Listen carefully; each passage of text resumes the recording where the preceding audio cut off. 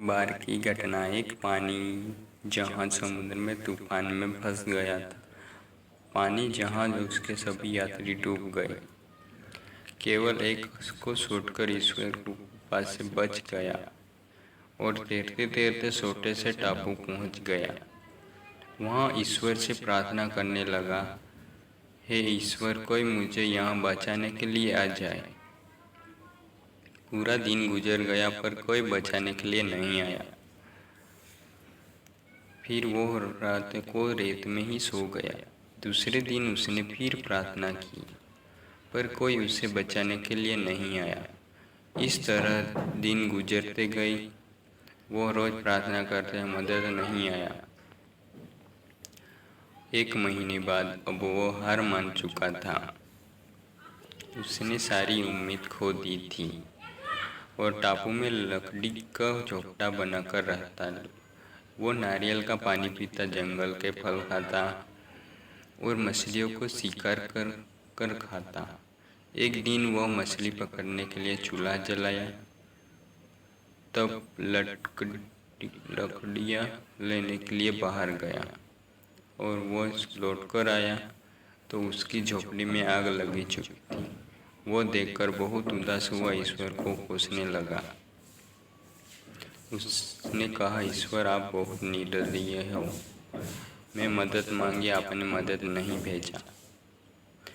मैंने रहने के लिए झोपड़ा बनाया, आपने उसे भी जला दिया। ईश्वर, आप बहुत निर्दयी हो। वो पूरा दिन ईश्वर को कोसते रहा। रात हो गई और वो बाहर रेत में ही सो गया। सवेरे जब उसकी नींद खुली तब उसने एक बड़े से पानी में जहाज को सामने पाया। उसे अपनी आंखों पर भरोसा नहीं हो रहा था। फिर कोई उसे बचाने के लिए आ गया। वो पानी जहाज में चढ़ा और पानी जहाज चलने लगा। उत्सुकतावश उसने जहाज कैप्टन से पूछा, आप कैसे पता चला कि सुनसान टापू में फंसा हुआ हूँ? कैप्टन ने कहा, कल आपने ही तो फायर सिग्नल भेजा था। इस पर आदमी ने कहा, पर मैंने तो कोई फायर सिग्नल नहीं भेजा। फिर उसे अपने जलते हुए झपटे की याद आई और वो समझ गया। कैप्टन ने उसके जलते हुए झपटे को फायर सिग्नल समझ लिया है। उसे एहसास हुआ कि झपटे आग लगना ईश्वर का ही प्लान था ताकि वो उस टापू से निकल सके। अब ईश्वर का शुक्रिया अदा करने लगा। दोस्त, हम इस सममित बुद्धि के दुनिया को देखते हैं और ईश्वर के प्लान को समझ नहीं पाते। जब भी बुरा वक्त आता है, ईश्वर को कोसने लगते हैं, जबकि हमें ईश्वर पर विश्वास रखकर अपना कर्म करते रहना चाहिए।